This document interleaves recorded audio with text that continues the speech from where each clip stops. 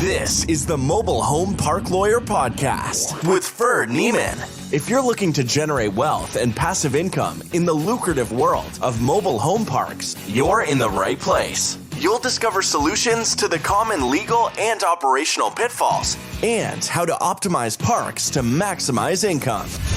Your host is in the trenches. He's a real estate attorney, financial analyst, and mobile home park investor and operator. Now, let's turn it over to Ferd. Welcome back, Mobile Home Park Nation. Ferd here with another episode. Today I'm going to begin a little mini-series on some case studies. These are some projects of mine that I've worked on over the last number of years. Really just want to offer these as kind of guidance and encouragement for those getting started in the industry, but also just some lessons learned, right? I haven't done anything perfect. Try to learn a little bit from every project. Knock on wood, I've done over 20 projects now, and they've all been profitable, but some of them could have been more profitable. Some of them were barely worth it. Some of them are beyond worth it. And I've learned a little bit over the last, number of years. I started in real estate investing in 2010. I really started focusing on MHP in 2014. For several years in there, did real estate law and did retail development, some single family, some duplex, but really MHP since 2014, mostly more primary the last 2 or 3 years, I guess now 3 or 4 years. But anyway, I want to just cover, I don't know how many of these I'm going to do, maybe 4 or 5, just I'm not going to do repetitive ones. A lot of the business plan, if you will, is the same from one project to the next, but they're not all the same. And there's lots of ways to make money ethically, not easily, but a lot of money to make money ethically, morally responsible, and with the risk that is mitigated. And you always want to have that risk-reward analysis going on in your brain. Sam Zell's big on that in his book. Am I being too subtle? He really just gets into, is there risk here? Well, yeah, but if the risk is small and the reward is potentially great, then it might make sense to do it. If the risk is high, you may not want to do it even if the reward is potentially great. So anyway, the first park I'm going to talk about, this is one in my hometown of Quincy, Illinois. And I advise people to try to start as close to home as possible. You can watch it, you can kick it, you can touch it, you can visit it a little better. You probably know the market. You probably, maybe not the MHP market. I didn't know the MHP market. I didn't even recognize how many trailer parks there were in my hometown until we started looking to buy trailer parks. And then you also can just supervise it better. Now, my dad was my business partner on this, and he was local. I was in Kansas City, so I wasn't watching as closely as he was. I wasn't doing the management of the project or property as much. I was doing more financial, legal review, operational consulting type stuff, bank relationship, thing like that. But we didn't have investors. This is not a syndication. Didn't have a lot of money to throw at it. What I did on this property that was really valuable was I put together a very detailed business plan. I don't remember how many pages it was, but it was probably a 20-page binder. And my lender told me, my current lender used to be at a different bank, and I took this to 2 banks in town. And he told me that they still would use that booklet as like an example. People come in with a back-of-napkin business plan. Oh, here's my project. And he's like, no. That's like if it all goes right. And, there's the old joke in the banking industry that there's nowhere in a Microsoft Excel pro forma do you see a bankruptcy. Nobody's business plan includes a bankruptcy. It only includes the rosy picture. But what I tried to do was paint an accurate picture and tried to just go through my strategy, my vision, my implementation of my vision.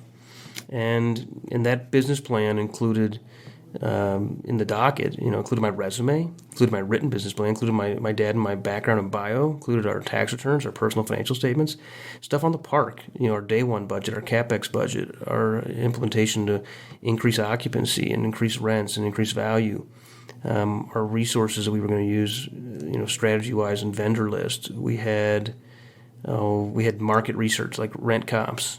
I had a detailed pro forma, a discounted cash flow analysis. Some of you have seen that on my podcast, or you bought it off my store or my website. But the bank still uses that to train people in underwriting. Like, this is what a pro forma is supposed to look like. So what I lacked in experience, I had in preparation, and it got me loan approval. And what's really cool about this one is this was a 54 pad park. and the purchase price was $695,000. And it was my first mobile home park, and I got a 100% loan, which was amazing. Now the powers that be at the bank later changed. Like the different guy became president, and I that had more experience, had more net worth, more liquidity, and he never gave me one of those again. It was like, nope. He actually did one other time, I guess, but it was with a cross collateralization. But 100% finance, my first deal. We put about $80,000 in this deal. It was 54 pads, 46 were occupied. It came with 4 park-owned homes, or nicer park-owned homes, like 2 and 3 years old. We bought this in 14s. These were like 11s and 12s, so they were pretty nice models. The strategy on this was fix the roads. The roads were rough. Spend $25,000, $30,000 on roads. Improve the curb appeal, picket fences, rose bushes. Improve the tenant home and tenant quality. Kick out some bad guys. We had a couple of bad guys in this park. General park cleanup and junk removal. Paint some houses. Then we increased the occupancy. We filled up all but one. We filled up 53 of the 54 lots. I wish I would have filled all 8. We were a lesson learned is we had a park greeter who lived in the park, and they lived next to a vacant lot, and they built like a gazebo on it and had a fire pit, and they had a soda machine out there, and it was like their little hangout spot. And they just begged us, don't fill this lot. So we decided not to, and I didn't have as strong a grasp 7 years ago as I do now for the financials of these parks. And I thought, it's only $200 a month. It's like, no, it's only $200 a month, times 12 months. So let's do my value here. I mean, here's the valuation. 200 times 12 times 0.7 equals, at an 8 cap, $21,000. Ugh. Only $21,000 of value I gave up. So that was pretty foolish in hindsight. But we increased the occupancy and we increased the rents. The other thing we did that was kind of, I think not foolish, but it wasn't growth minded, it wasn't scale minded, was we didn't bring on financial partners for bringing in park-owned homes. And we had to demo. We only filled 7 lots, but we really had more than that. We had about 20 houses all in because we had to demo some homes. We bring in some more homes. We bought some homes. People were evicted. We bought some homes at the tax sale. We bought a home from a bank foreclosure. So we regurgitated the same 80,000. I didn't have 250,000 to throw at all those homes, so we just regurgitated it and then brought one in, sold it over a year, rented it for a year, then sold it over terms, maybe for 2 or 3 years, and then regurgitated the same cash. And that required us to grow slow, and those park-owned homes made grow slow as well. So not necessarily ideal. Now, all in, we sold this park in February of 18 for $950,000. And by the time you add up some principal pay downs, some money from the home flips, some money from cash flow, we made about $450,000. So on an $80,000 equity investment, that's an equity multiple, 6.5, 6.6. So pretty strong, first deal. Now it took several years of operation, so it wasn't like we were getting rich on that. Sounds like a big number, but you divide it by 2 and you spread it out over 3 years. It's nice, but it's not like you made it every month. You were pouring cash in and pouring energy in the meantime. But that was really the business plan. It was just your regular blocking and tackling story we all hear from the Frank and Dave boot camp. Sub-meter. We also sub-metered the water. Sub-metered the water. Increased the rents a little bit. We increased the rent from, I think it was 180, and then we took it to like 190. It wasn't very big of an increase. Then we took it the next year to 200, and then I think 205. So the rent increases were kind of modest. So we had a combination of rent increase, capex, beautification, some sub-metering. We had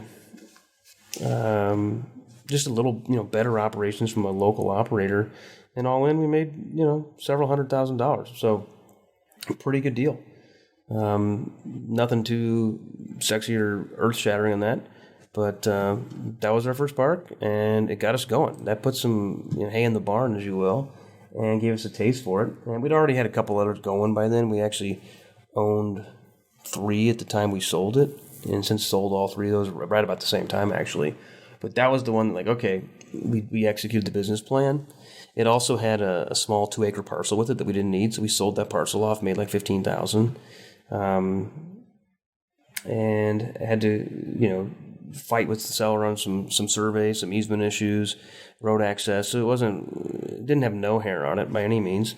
I remember one quick story on this. I've given you a couple of little lessons learned, but one quick story is we had a resident that was on Quincy's Top 10 Wanted, and I was in town, it was like Thanksgiving or something, we went to collect rent, and Dad and I went up there, and the guy came outside, big, huge guy, it was cold out, like 40 degrees, no shoes, no shirt, and jeans, and he's got his arm all bandaged up, he's got wires coming out of him, looked like the back of a VCR, like red, white, and blue cords, and he's yelling, I can't pay rent, I already shot one thumb off with a gun, and now I cut another one off at work, and general assistance is giving me the rent check, and I don't have it yet, so get away from me. And it's like, this guy's going to pummel my dad to death. And I sat there in the truck, and I didn't do anything.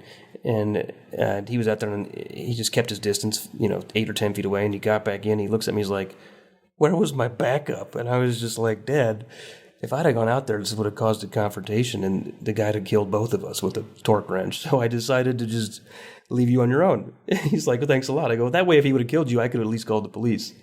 And my dad didn't appreciate my strategy, but I thought it was a good idea to not escalate the confrontation with this giant man who had been recently released from prison. So anyway, live and learn. We lived through that park. We sold it. Unfortunately, sold it to a private equity group that has mismanaged it from day one. I don't think they've honestly been there. As I record this, it's been almost 3.5 years. I don't think they've been there since then. And it shows, it's pretty rare in this industry for homes to be pulled out of a park. But there are numerous homes that are just left on their own, just saying, we don't want to be in this market anymore. So another interesting point from that park, now that I'm thinking out loud, is I still had 15 of the mobile homes at the time we sold the park. And the buyer, their CMBS lender would not allow them to own any park-owned homes. So as a condition of the sale, we kept the park-owned homes. And I've sold them off over the years. I still own 5 or 6 out there and just been paying lot rent and using them. I guess I'm I want to say your world's most sophisticated Lonnie dealer. But it was a condition of the sale that I also couldn't move them out, so I didn't take them to other parks. So I've just been selling them when they go vacant rentals. I put them for sale and sell them, and it just takes a few years. I'll probably be done with them all in about another year or two. But I've whittled them down from 15 to, I think, 5. Tax return time is usually pretty good to get a payoff on some of them. But anyway, one deal made several $100,000, so it got me excited about the industry, and here I am now. Got my own podcast. What do you know? Thanks. God bless. Have fun. You've been listening to the Mobile Home Park Lawyer Podcast with Ferd Neiman. Ready to learn more? Go to www.themobilehomelawyer.com for free resources and materials to help you succeed. If you love the podcast, go to Apple Podcasts, give us your review, and subscribe today. Thank you for listening. Neither the Supreme Court of Missouri nor the Missouri Bar reviews nor approves certifying organizations or specialist designations. The choice of a lawyer is an important decision and should not be based solely upon advertisements.